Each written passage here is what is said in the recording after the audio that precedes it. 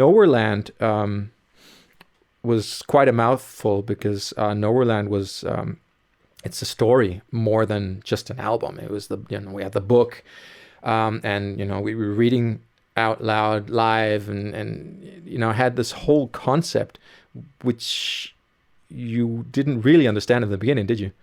No, I didn't. Not many people did. Yeah, it was a little bit of a tough one, I would say, because what you normally do is you go through a Spotify account, or you look up bands online, and I think I wouldn't kind of exclude myself from that kind of behavior, because I do that all the time. I just go to Spotify, there's a band, and after 30 seconds or something, I can say if I like the band or if I don't like the band. Yeah. And it's in a certain way, it's kind of sad, because I am somebody who loves listening to albums, full length LPs, just to kind of get into the artist's head and kind of see what he was aiming for, or what he was writing for.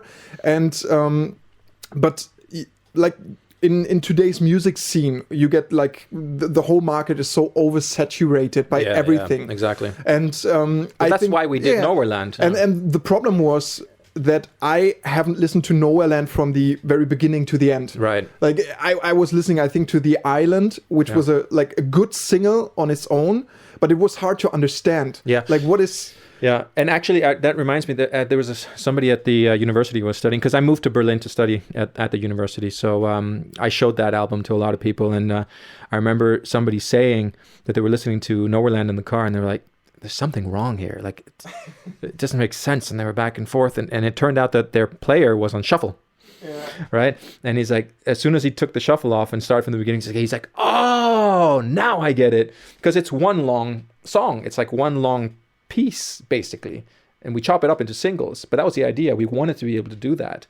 I don't know if we hit home with it, but the idea was to have this whole story about Ben, the main character, going through his life since he was born, and all of this, and then becoming a pirate and figuring out he's something else, something bigger, and this whole thing had to be translated into music.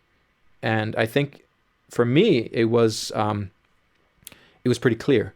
And when we were writing the songs, I locked myself into a room, basically, into the practice room, and put on blue lights and had wave sounds and ship sounds and everything, so that I could really get into this universe. So when I hear the music, I'm in that universe automatically.